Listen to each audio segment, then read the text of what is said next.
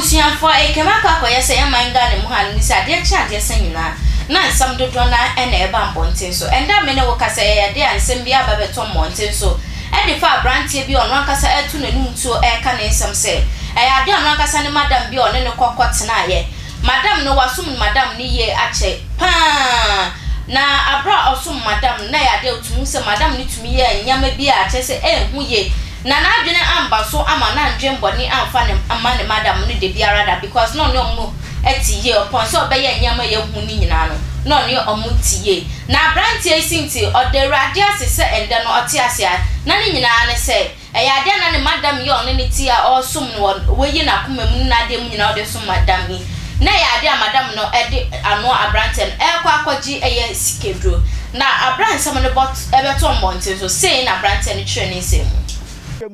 ni am we dwuma mi apam obi atare ni ya madam se me mfa nkoma niura nti me bae na me beto me madam nua ba akwa ye friend Nicholas ina madam ka kire me se ni nua padmon se me meye ade wo edwuma ma no nti metina ne moto no so ne ye koi ekwan so no boy ni bisa me se ma me webu wonsa me se mpa achoda bi ana wonyam me se mpa achoda bi yedu edwuma mu ho no ina odi mi twem na mka se bla enya na mo se me be ya ade wo edwuma ma mo no eba ne san na wodi mi twem boy ne se me menye dinamintna moto ne so nti ode me cross for so main road ya try nursing training eko branch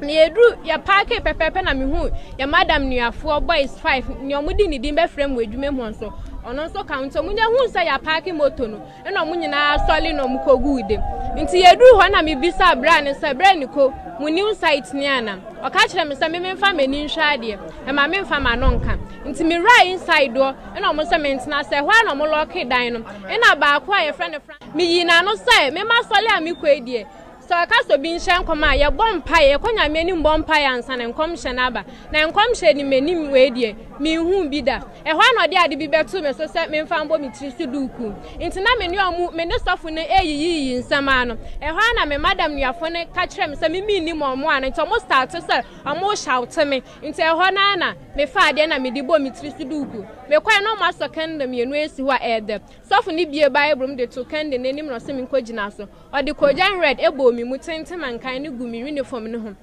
omuhwe oil na de black bi wo omuhwe gu me na so en omuhwe bi gu mi nsem se me mfa nsala me ho ni meni me de ye omoti ahaban am we adwume Grace asa wenya fie asem no esi wo tufu pra so tufu etimu requirements ni mo na ni nyina ne se ababa wa ye kan ho asem ye fe no Grace asa no wote tufu pra so kurotitua bi na se kura bi ase a ye fre ho lamlava a eno ben tufu kaireku na wosua adwuma wo tufu pra so adwuma wosua ne ye adepam ne madam a wone ne sua adwuma no ni din ede gift ni din ede dalali saga ne mo di tufu pra so de o mudi num nuwa ne mama na no wo mo kwa na mama ya wono o kire abaya adepam no ekatire abaya yi se nimia be ma baako aba enti wontra nimia no moto so na omfa niema enkoma obi eye madam mama na nkasa nimia be ma aba enti wontra nimia no moto so no omfa niema enkoma customer bi o mai na adwuma na no na abaya Grace ehwiri editna mama yi a wopam ade e we madam nimia be ma moto so fe Nicholas enti bra wo mu kwa o mu du ba bi a madam ne kire so omfa niema ne nko no na tese Nicholas edi abaya yi etwa mu enti wo mu kwa na baya no sha je so obusa questions na ba bra ni ko aha na madam ye se yemfa eniema ne mra na so wo me yatwam na Nicholas yi etiatia baya no moto se wonka na duntum na wontena moto no zudi na bra mu ko nyina no na Nicholas yi ebusa abaya Grace yi nsem se wa ye bra na so wa ye omense sia na abaya yi se dabi obusa na se nyinse bi nso wo ho na abaya yi se dabi wo mu ko ya na wo mu ekopie dabi ewotu bra so a eno eben eye nursing training college enche ho na eho na asofu bi a wono ye frɛ no eye Emmanuel osomafo Emmanuel ahoy na sori a woda ano no edin ede Israel House Chapel ni fie na tese Nicholas yi ede abaya ikopie ya wokuduru ho no emema akante na nwam enum na wo so edina efie wa sa mama nyina so ye madam mama yi a wosra abaya ya de paminimi anom enti no kwasem ya abaya se ne yamu hye ne pa ne nyankomade a ekwo so ho de enya asemteto akora nti bra osofo no ene madam yinuanom egusu eye nyankomade no ano ena abaya no sha asese osu sa se de na ekwo so wonu wohu bi da na ebi osu eti esu mu no ena osomafo yimano aho yi ebeka se de ebi se de abaya ni isi su ne de wo mo emfa ni mpie ena ombeyi no ede to abonten a abaya no ba ti no obaye no ena obebo ne madam amane se madam ba bi a osoma ase me ni nipo yemfa ne man ko no afi de ne ma na edi ko yo ba bi e ko pieye eni anyankomade na nka omo de neye asem mama eka ya ne se ai ade a ye tu gold bi ye hu gold bi o ye busua mu na gold no ye tu a ema esi ye kohu ana yira ntimi ana me ye se omo ene wonko na omo emfa wonko twetwe huhum bi emfa omu na gold no ye timi ensaka no kwate mi asem no ebe pie mu wo eye twufu kaireku na nanom ahemfie isa sa sunsun sama na ewumunti na bra na nanam etena ase no eye nana kofi ntiako a wotoso nan oye tufu hine ede ma twufu kaireku traditional area no wono asanso twufu ehire ehine na bra o mutena ase no ene eye madam dalali saga ya efe ne mamen woni wosofo osomafo yi mano ahoi ene madam ni nuanom nyina no egi tumu se no kwase bi enka gold ho nyankomade ene nka omede abaya no ekwa akoye enti wo mu do mo mfuso etum epa nananom chew epa abaya no busuafo echew se do mo ye no wo mu ade niye eno enam so no kese nananom abo wonka agi wo nwan ahodo ene ensa ahodo a ene ebena dai ena abusuafo no behia mu ho tufuka ideku na amane ne apaye a ewo se wo mu ye ede epata abaya ne kra no wo mu aye listo enti omadi asem na wie asem na himfie nsem ne de wo mu adi awi a ene ena omewo akoye amam de twafo okura na omede apata abaya no ne kra amano ewa himfie efem no enti uka himfie de no mawie de na chese police abema na eno ne ebra asem si ya omede ba ahimfie no na nanum ebusa busuafo no ensem bebre ye mansandwa ko yesu ebusa bi na asem abusuafo ne ka ya ne se ebra abaya ni free sofo ne ho baaye a wokobo ni madam mama ya mane a mama anka hwe no abusuafo no de asem no kodan twufra so abrosifo na abusuafo ni kire mu omde kodan abrosifo no se yesunsu mu asem enti no omo so mfa nkodan nananom ena omo so na se ebesi na asem ni si ye na wotwe abroko na wotwe mienu besi ne ena de se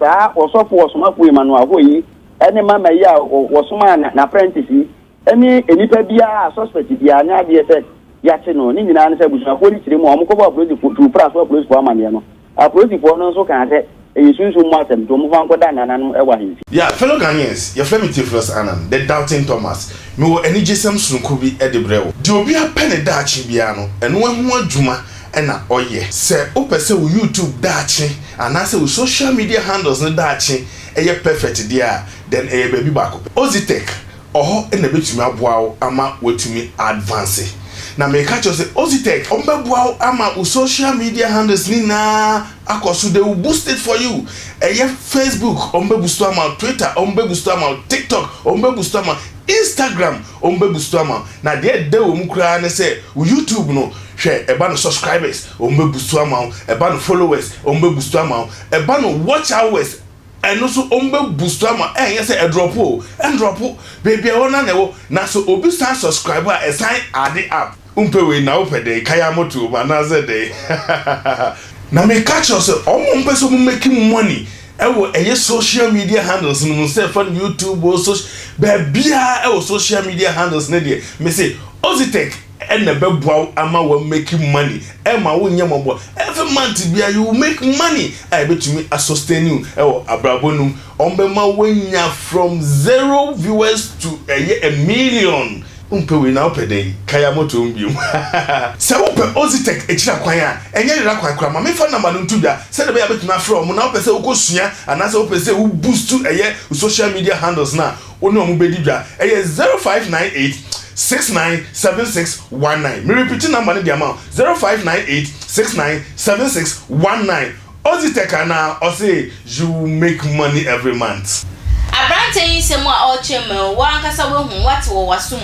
ebusuafo na ndie futu sem ametumi dia ma obi biara se answer the back to no bin chain no I was so to me a very good investigation and said wa kwa tene nipa ne chain because enyo obi biara keke ne sorry na se fitu prekope ne ye kwa koye adwuma ama na se ye kwa kotena ne chain e ba ne say yeah sometimes na ha adwin ye papa e kan ma sometimes nkrofo dodo na e na fa stress man na se omfa oya omu na University Foundation e to ne sa e de afre obi biara sa obi biara owo ahoden obetumi de aboa omo ni bi na chese ejankafo ekunafo ne obi biara no for mo telephone number no e wo screen so na from se na be ya abre ni abra no nyina obetumi ni omodi nkita ho na motumi aboa omo ni bi prisoners obi biara no University Foundation etumi ya adoye e de ma no afa so no wo so na wo ho no mo na wo pe adwuma ye usika kuma bi University Foundation say sika kuma bi na wo no fabra no betumi aboa ama wo tu wankasa wetumi start bakery adwuma say ye pan no say ye pastries say ye cake wedding cake wo ye party bibi biara wo ye no ofa University number no e wo screen so a ya de obetumi aboa ama chese wedding na wo ye na cake na chese me akoye cake bia wo baby onu nkwa na betumi aye ni nyina e de ama oya all in one package umpewe na ope e de be e ya de o shema wonti abomisa mra ne from ohema echa